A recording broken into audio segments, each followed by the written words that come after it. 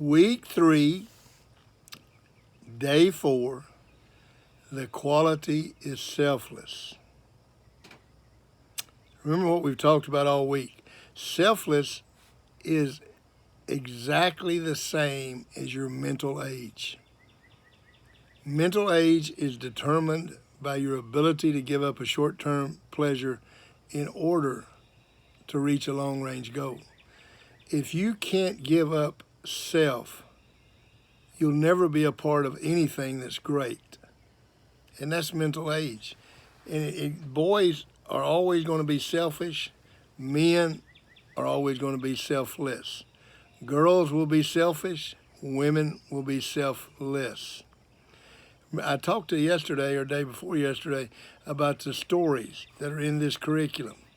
All of them are stories that I have found, researched, or D.W. Rutledge found or researched, and they're all in the curriculum as they are.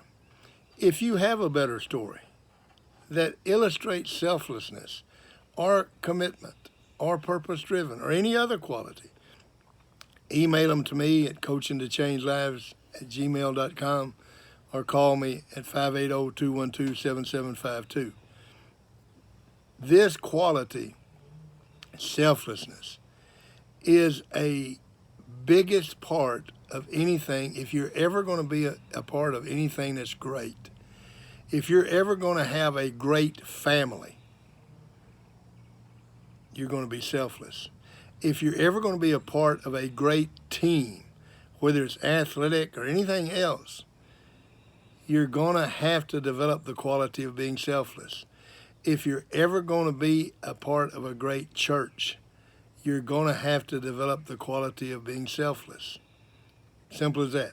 Now, this story today really illustrates selfish, and you see the other side of it. Now, I'm going to tell you, I'm going to warn you, this story is going to be used 2 or 3 times for 2 or 3 different qualities. So are you going to say, is this your favorite? Yes, this is my favorite story in the book. It says, The Cold Within, and it's written anonymously.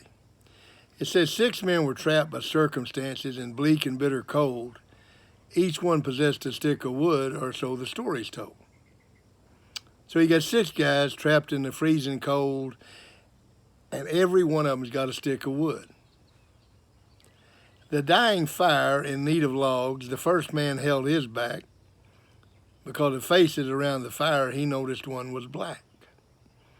So you got a fire that's dying, and I've got a stick of wood. What's the first one do? He throws it on there, right, so to keep the fire going so we don't freeze to death. No. Because the faces around the fire, he noticed one was black. I'm not going to heat that black guy. The second man saw not one of his own local church and couldn't bring himself to give the first his stick of birch. I'm going to keep my stick of wood and not heat the guy from the other church. The poor man sat in tattered clothes and gave his coat a hitch. Why should he give up his log to warm the idle rich?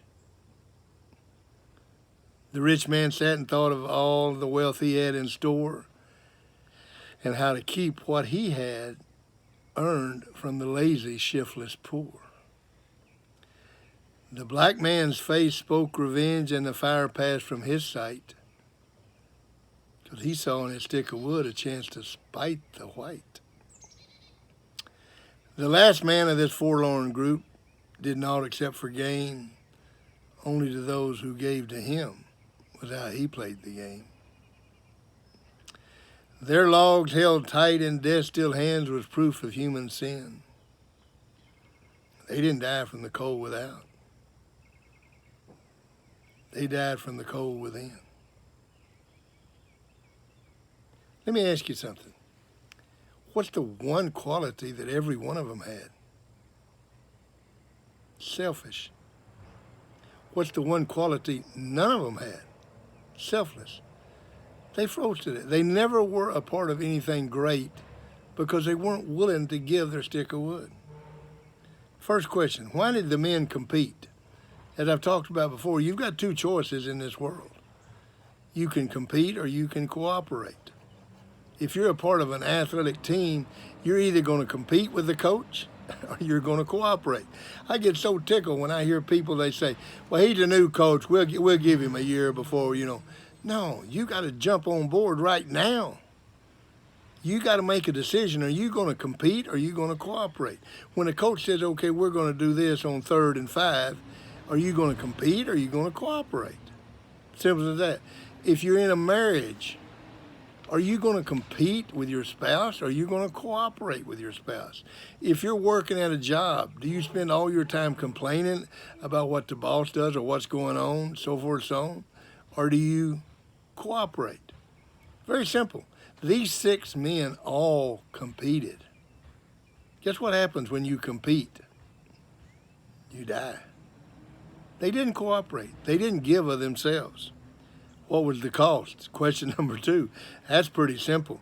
Their logs held tight in death still hands. They didn't die from the cold without. They died from the cold within. Question number 3. What if the first man had cooperated? What if the first man had thrown his stick of wood in the fire? What do you think would have happened? Let me ask you this. What would it take for you to be the first man? Would you be the first man to cooperate in a marriage, on a football team, on a basketball team, at work? Would you step up and say, hey, we need to do this? It's what needs to be done.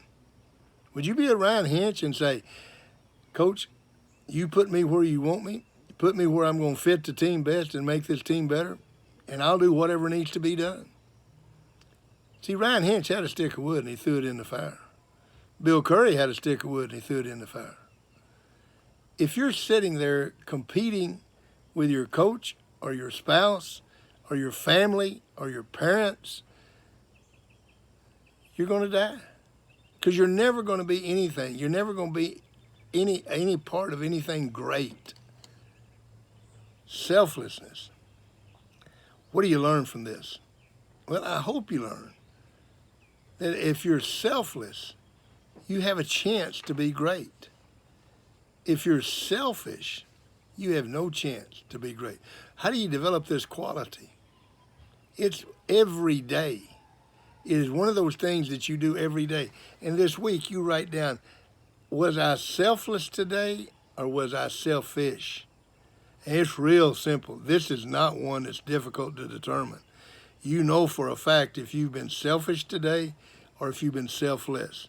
And you get a plus or you get a minus. And that's the way you develop these qualities. Every day you get better. Once I get used to getting better every day at being selfless, these other qualities come along. I've done purpose-driven. I've done committed. Now I'm going to be selfless. And I'm going to work on being selfless every single day. See you tomorrow.